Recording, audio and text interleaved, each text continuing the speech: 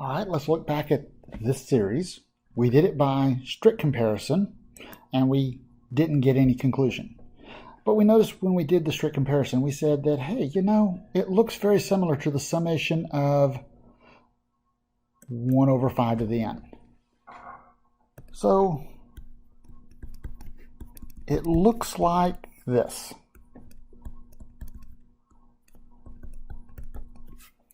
Now, when we do limit comparison, we tend to pick series that we know. In other words, geometric and p-series.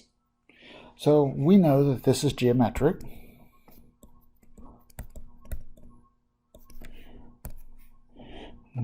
R is equal to 1/5. The absolute value of R is less than 1. So we know it converges.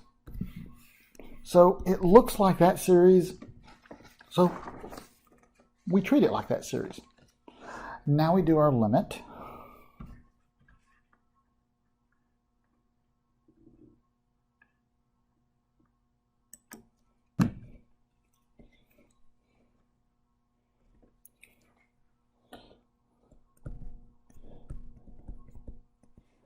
We put the one we're testing on top.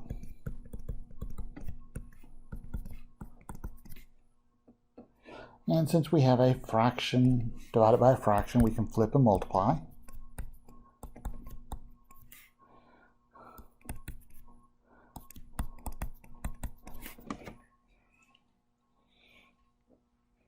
So we get it simplified into this. We see the top and bottom both go to infinity, so this is L'Hopital's.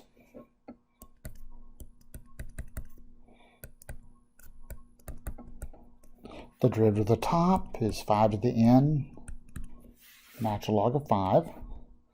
The derivative of the bottom is 5 to the n, natural log of 5.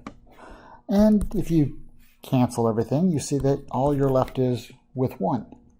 So this limit is equal to 1. And so this says, by limit comparison test, if I get a limit that's a number bigger than 0, both series do the same.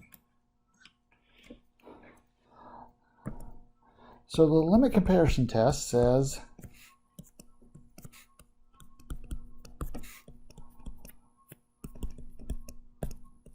both series have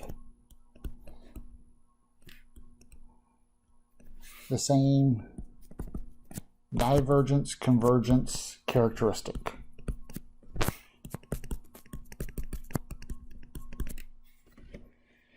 So that means if one converges, the other converges. If one diverges, the other diverges. The series that we tested with geometric, it converged. We already set that up at the top of the screen. So, thus, our series, the summation of 1 over 5 to the n minus 2, n equals 1 to infinity, will converge. So the limit is a number bigger than 0. Both series have the same characteristics. The one we tested with converged. That means the one we were looking at, we're questioning, will also converge.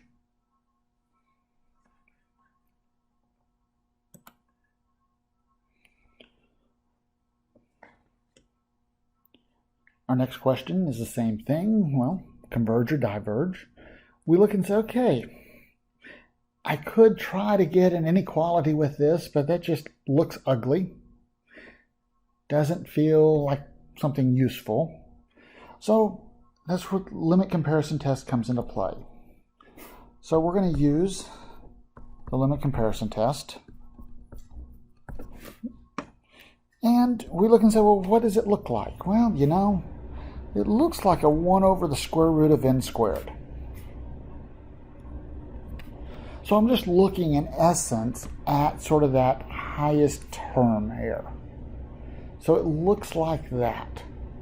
Now, we can look at the series, and I didn't talk about the test for divergence, but it's easy to see that, hey, if you take the limit as n goes to infinity, that will definitely go to 0.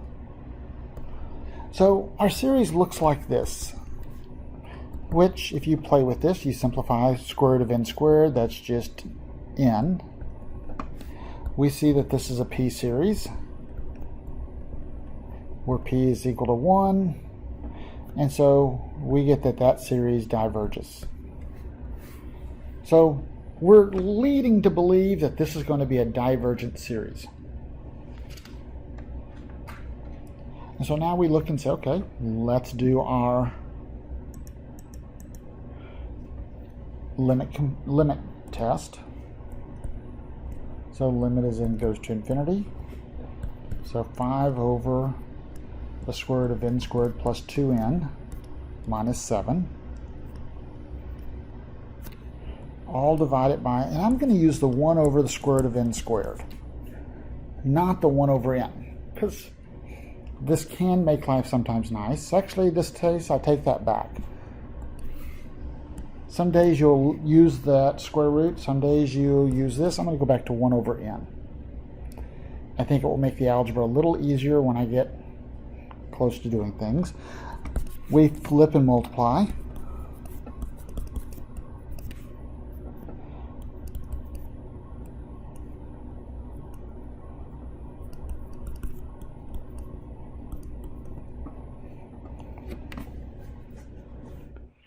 And we look for this limit here and say, okay, you know, this reminds me of something from before, but we'll still do it. We could do L'Hopital's on this.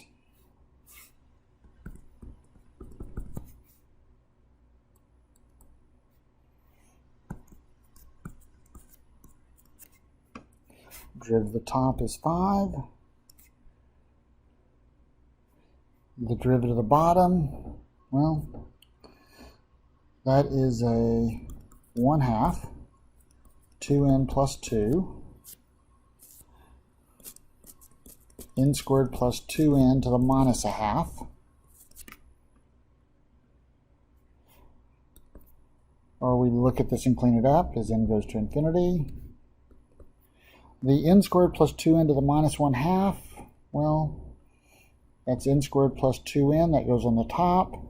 The 1/2 times the 2n plus 2, so 1/2 times 2 is n plus 1 there on the denominator. And we're here. Now, it did simplify things. In other words, we don't have that minus 7 sitting in the problem anymore. But I'm looking at this now and saying, okay, I got to do something with the algebra.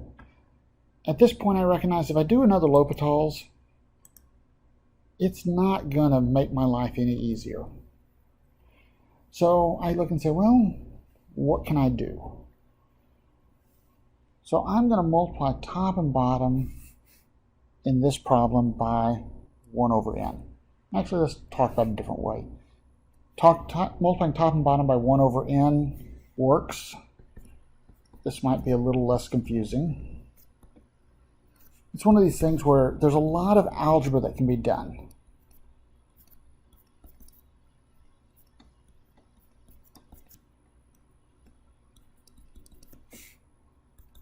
So I can pull out the n squared out of the inside.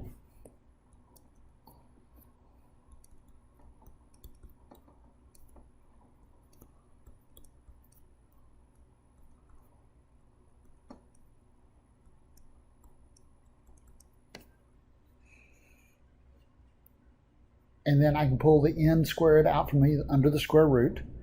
Now, for those of you who remember in calculus when we did L'Hopital's, we had a problem where sometimes we'd have to introduce a negative sign. Well, that's this style of problem if n was going to minus infinity. So since n is going to a positive infinity, we're okay. Now I'm going to come in here and say, let's multiply top and bottom by 1 over n.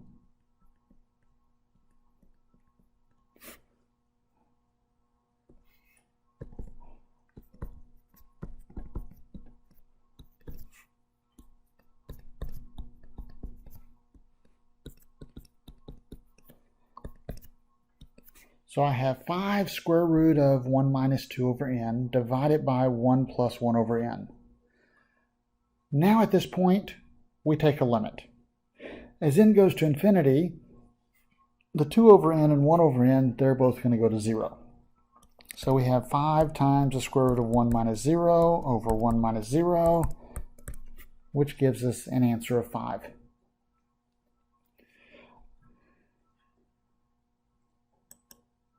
So we look and say, okay, we have a limit of 5. Limit comparison tests. That says both series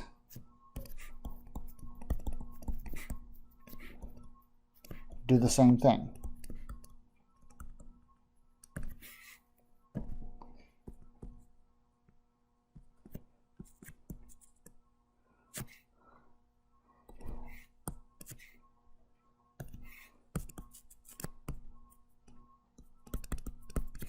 So both series are either converge or both diverge. Scroll back to the top, we look and say, well, what series did I use? I was testing with a p-series that diverged. So I come back to this and say, okay, since they both converge or both diverge, the series will diverge.